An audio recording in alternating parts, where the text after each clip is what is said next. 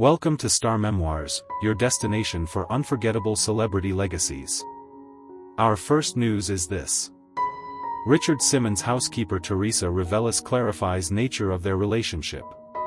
Teresa Reveles is finally sharing insight into her relationship with Richard Simmons. A year after the Sweden to the Oldies instructor died in his Beverly Hills home just one day after his 76th birthday, his former housekeeper, who cohabited with Simmons for over 30 years, is speaking out about their unique dynamic. "He never loved anybody like me," she told NBC News' Liz Kreutz in an interview published July 11th. "He wasn't my lover, not sexually, but he kissed me all the time." And Reveles, who began working for Simmons in the late 1980s, said that their dynamic took shape almost instantly, adding, "He fell in love with me right away, that he says, 'No, you're never going to leave me.'" Although they spent most of their time holed up in Simmons' home, Reveles laughed off the prior speculation from the fitness instructor's friends nearly a decade ago that she had kidnapped him, telling NBC News, "No, I think he kidnapped me." Reveles admitted the duo's relationship was like no other, noting that she was the closest thing Simmons had to a romantic partner at the end of his life. "My everything," she described Simmons as, before clarifying, "really like a brother, or he was like my father, my friend, my boyfriend." As for how Simmons saw her or any potentially romantic partners, she demurred, adding, "That answer is for Richard, not for me." Despite many people in Simmons' inner circle being wary of their dynamic, Reveles paid no attention to the speculation. "It's their problem, you know," the 73-year-old continued. "We were very happy. And the last 10 years was the most happy years."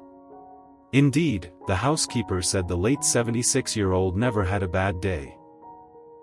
As she put it, "I never saw Richard, in 36 years, unhappy, or mean, or upset."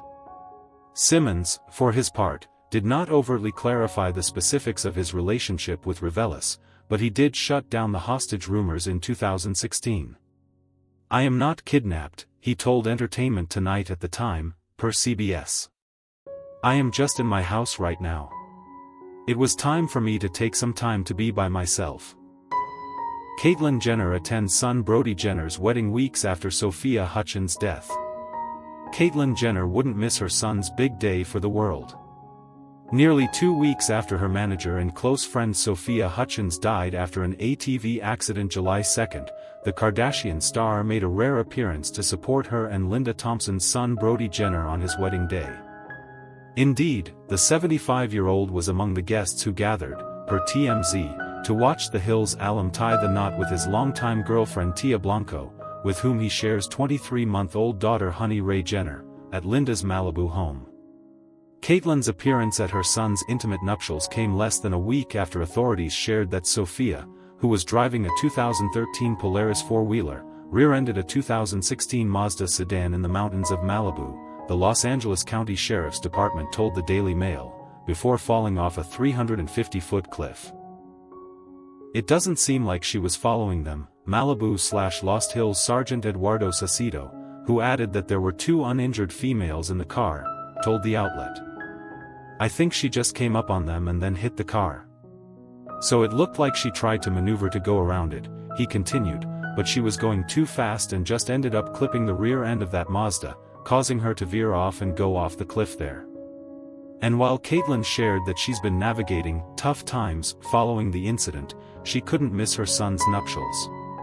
Because while Brody and Caitlyn now share a close bond, their relationship was not always without its hiccups.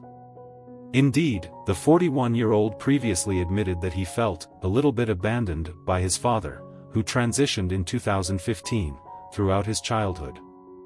"I'd randomly see him, at the time, you know, here and there," Brody, whose mom split from Caitlyn when he was a toddler in 1986, shared on Special Forces. World's toughest test earlier this year. "But, Mom would tell me that I would write on cards, 'Why doesn't Dad call me on my birthday?'" After all, Caitlyn was busy with her new marriage to Kris Jenner, who was already mother to Kourtney Kardashian, Kim Kardashian, Khloe Kardashian and Rob Kardashian, and her commitment to filming Keeping Up with the Kardashians. "I had an incredible mother. Father, Bruce, at the time, wasn't around that much, he continued. They split, and then he met a woman. She had kids as well. The woman that he met, they had kids together. As for how Caitlyn reacted to these comments, while Brody emphasized that all their past issues are water under the bridge, he still wanted to give his dad a warning before she discovered the episode herself. We talk all the time, Brody told E! News of his father in January. I even texted Caitlyn after I watched the episode. I'm like, hey dad, just so you know, there's this stuff. But, we're in a good place. She was so supportive and didn't care, he added. She's like, look, I've done all these types of shows. I know how these things work, but you're doing great. For a look back at Caitlyn and Sophia's friendship, keep reading. 90 Day Fiancés Eric Rosenbrook and Leda Margaretha mourn loss of baby girl. Eric Rosenbrook and Leda Margaretha are in mourning. After Eric was arrested following a physical altercation with his wife on the 4th of July, the 90 Day Fiancé alum shared that their newborn baby died after being placed on life support. It destroys me and shatters my world to announce that over the weekend, tragedy has struck, he wrote on Facebook July 10th. Yesterday at 12:53 p.m., after 5 days on life support, my beloved daughter, little Elisa Eleanor Rosenbrook, slipped the Shirley bonds to join her grandfather Tom. Eric, who is dad to daughters Tam Nile, Tasha and Jenica from a previous marriage, added that he isn't looking for well wishes or questions, but instead, just prayers for Elisa.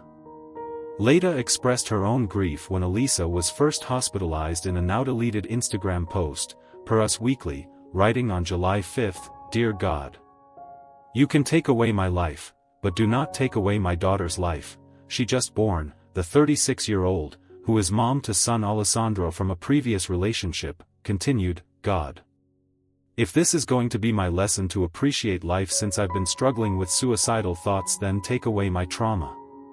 Help me find peace. Help me forgive." Elisa's death comes days after Eric was charged with domestic battery and domestic disorderly conduct in Wisconsin, according to court documents obtained by TMZ. Leda, who said she was holding their daughter in her arms, alleged in a criminal complaint that she found a drunk Eric passed out in his car outside of their apartment complex. She told authorities that an argument between them ensued after getting the 47-year-old out of their car because she refused to let him hold Elisa due to his intoxication. Eric confirmed to TMZ that he did hit Leda, but vehemently denied making contact with his daughter during the altercation. News has reached out to Leda and Eric for comment and has not yet heard back. The couple first appeared on season 6 of the TLC show after meeting on an international dating website. "After my divorce, I dated several women here in America," Eric said in his introduction. "They did not work out. I had pretty much come to the conclusion that the universe wanted me single." He admitted that after getting to know Leda, who was the first to respond to his post, he initially wondered if he was getting catfished. After all, she was an actress, model, Miss Indonesia runner-up and was pursuing a medical career. He emphasized, "I was amazed at who she was."